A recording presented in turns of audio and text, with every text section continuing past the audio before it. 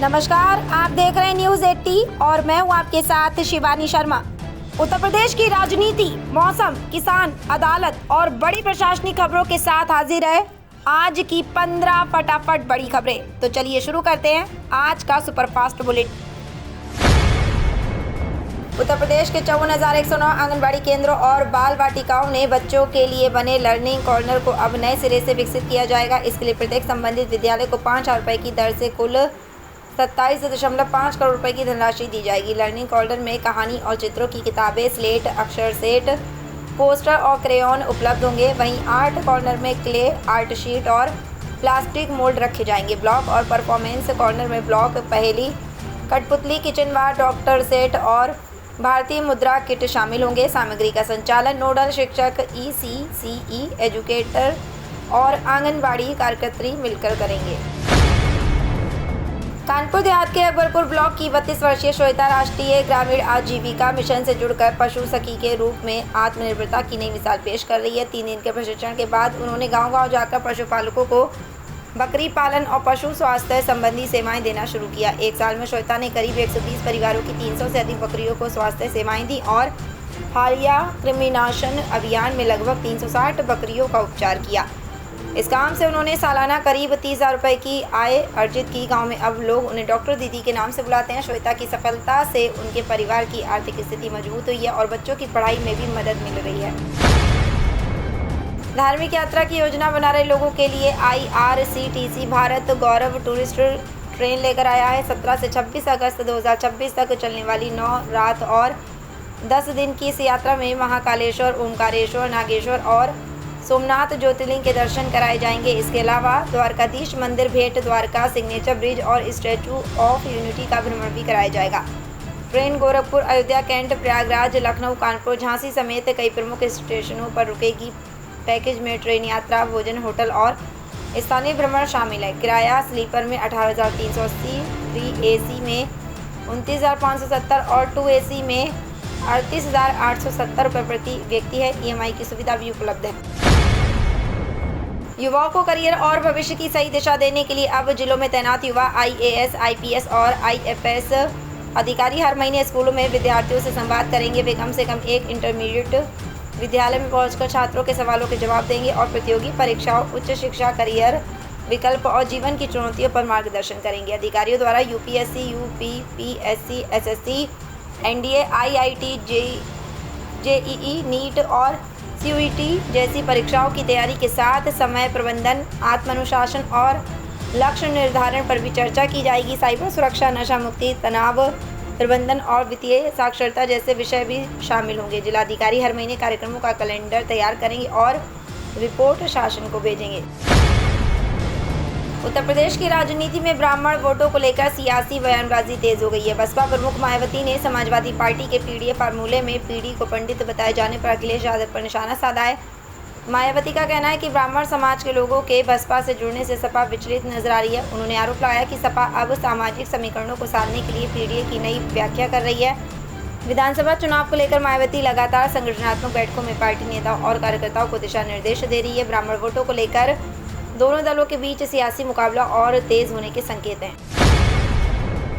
Delhi Meerut express way पर जाम और सड़क सुरक्षा की समस्या से निपटने के लिए वेरिएबल स्पीड लिमिट यानी VSL तकनीक का पायलट प्रोजेक्ट प्रस्तावित है। सड़क परिवहन मंत्रालय के वित्तपोषण से IIT रुड़की और CSIR CRRI की टीम इसका अध्ययन कर रही है। ट्रैफिक सेंसर और कैमरों से वाहनों की संख्या व मौसम की स्थिति का विश्लेषण कर इलेक्ट्रॉनिक बोर्ड पर गति सीमा बदली जाएगी। प्रस्तावित ट्रायल सराय कालेखां से यूपी बॉर्डर के बीच 8.7 किलोमीटर हिस्से में होगा। शोध के अनुसार व्यस्त समय में कारों के लिए 60 और भारी वाहनों के लिए 40 किलोमीटर प्रति घंटा की गति सीमा सुझाई गई है। सफल होने पर इसे अन्य एक्सप्रेसवे पर भी लागू किया जा सकता है। हज कमेटी ऑफ इंडिया ने हज यात्रियों को प्रशिक्षण देने वाले प्रशिक्षकों के चयन के लिए ऑनलाइन आवेदन प्रक्रिया शुरू करने का फैसला किया। आवेदन 11 से 23 अगस्त 2026 तक आधिकारिक वेबसाइट पर किए जा सकेंगे। कंप्यूटर आधारित परीक्षा 30 अगस्त को होगी, जबकि शॉर्टलिस्ट अभ्यर्थियों के साक्षात्कार में से 1 से 6 सितंबर के बीच होंगे। चयनित प्रशिक्षकों का प्रशिक्षण सितंबर के अंतिम सप्ताह में मुंबई में प्रस्तावित है। आवेदक की उम्र 7 अगस्त 2026 को 25 से 60 वर्ष के बीच और न्यूनतम योग्यता 12वीं पास होनी चाहिए। पिछले 5 वर्षों में हज करना अनिवार्य है। चयन सीबीटी और साक्षात्कार के संयुक्त अंकों की मेरिट से होगा। प्रयागराज पहुंचे उप मुख्यमंत्री केशव प्रसाद मौर्य ने विपक्षी नेताओं पर तीखा हमला बोला। उन्होंने कहा कि सनातन परंपरा और साधुवेश का अपमान करने वालों को बख्शा नहीं जाएगा। मौर्य ने राहुल गांधी को चुनौती देते हुए कहा कि यदि वह खुद को सच्चा हिंदू और जनेऊधारी मानते हैं तो उन्हें पप्पू यादव के कथित आचरण का सार्वजनिक विरोध करना चाहिए। उन्होंने दावा किया कि राहुल गांधी के दौरों का चुनावी असर नहीं पड़ेगा और 2027 में प्रयागराज की सभी 12 सीटें जीतने का लक्ष्य रखा। इलाहाबाद विश्वविद्यालय विवाद पर भी उन्होंने सख्त कार्रवाई की बात कही। इसके अलावा उन्होंने मेरा पंप ऐप लॉन्च किया और प्रतियोगी छात्रों से संवाद कर उनकी समस्याएं सुनी। उत्तर प्रदेश में 2027 विधानसभा चुनाव से पहले ब्राह्मण वोटों को लेकर सियासी गतिविधियां तेज हो गई हैं। समाजवादी पार्टी प्रमुख अखिलेश यादव के पीडीए के साथ पंडित शब्द के इस्तेमाल और ब्राह्मण नेताओं को आगे बढ़ाने को नई रणनीति के तौर पर देखा जा रहा है। पार्टी परशुराम प्रतिमा और प्रबुद्ध वर्ग जैसे आयोजनों के जरिए ब्राह्मण समाज तक पहुंच बढ़ाने की कोशिश कर रही है। भाजपा नेताओं ने इसे सपा की जातीय राजनीति बताते हुए निशाना साधा है। राजनीतिक विशेषज्ञों का मानना है कि ब्राह्मण मतदाताओं का रुख 2027 के चुनाव में अहम भूमिका निभा सकता है। हालांकि ये रणनीति वोट में कितना बदलेगी इसका फैसला चुनावी नतीजे करेंगे। आज़ाद समाज पार्टी के प्रमुख और सांसद चंद्रशेखर आज़ाद ने उत्तर प्रदेश विधानसभा चुनाव को लेकर बड़ा दावा किया है। उन्होंने कहा कि उनकी पार्टी प्रदेश की सभी 403 विधानसभा सीटों पर अकेले चुनाव लड़ने की तैयारी कर रही है। आज़ाद ने दलित, पिछड़े और मुस्लिम वर्गों के मजबूत संगठन को ही असली गठबंधन बताया। उन्होंने महिला आरक्षण में दलित, ओबीसी, मुस्लिम और आदिवासी महिलाओं के प्रतिनिधित्व की मांग उठाई। साथ ही मंडल आयोग की लंबित 38 सिफारिशों को लागू करने की मांग को लेकर जागरूकता अभियान चलाने की बात कही। उन्होंने शिक्षा, स्वास्थ्य, रोजगार और सामाजिक न्याय को चुनावी मुद्दा बनाने के संकेत दिए। उत्तर प्रदेश शिक्षा सेवा चयन आयोग ने अशासकीय सहायता प्राप्त महाविद्यालयों में बीएड विषय के 107 असिस्टेंट प्रोफेसर पदों के लिए 19 अगस्त को प्रस्तावित भर्ती परीक्षा स्थगित कर दी है। आयोग के उप सचिव संजय कुमार सिंह के मुताबिक हाईकोर्ट में याचिका लंबित होने के कारण ये फैसला लिया गया। विज्ञापन संख्या 51 के तहत पहले 33 विषयों की लिखित परीक्षाएं आयोजित हो चुकी थी, लेकिन अर्हता विवाद के चलते बीएड विषय का विज्ञापन हाईकोर्ट के आदेश पर रद्द किया गया था। बाद में नए सिरे से आवेदन लिए गए। वहीं अन्य विषयों के साक्षात्कार भी सुप्रीम कोर्ट के आदेश के बाद स्थगित है। अयोध्या के राम मंदिर चढ़ावा चोरी प्रकरण में अब तक किसी बड़े जिम्मेदार पर कानूनी कार्रवाई नहीं हुई है। मामले में महासचिव चंपत राय और सदस्य अनिल मिश्रा ने इस्तीफा दिया है।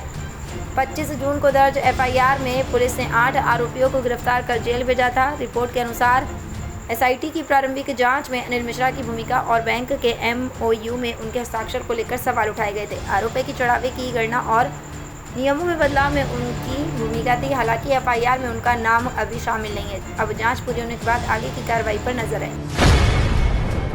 उत्तर प्रदेश विधानसभा चुनाव से पहले कांग्रेस संगठन को मजबूत करने की तैयारी में जुट गई है। पार्टी ने राज्य इकाई के नेताओं को 10 अगस्त को दिल्ली बुलाया। बैठक में प्रदेश में संगठन की मौजूदा स्थिति और आगामी चुनाव की तैयारियों पर चर्चा होने की संभावना है। सूत्रों के मुताबिक गठबंधन की रणनीति को लेकर भी मंथन किया जा सकता है। चुनाव को देखते हुए ये बैठक कांग्रेस के लिए महत्वपूर्ण मानी जा रही है।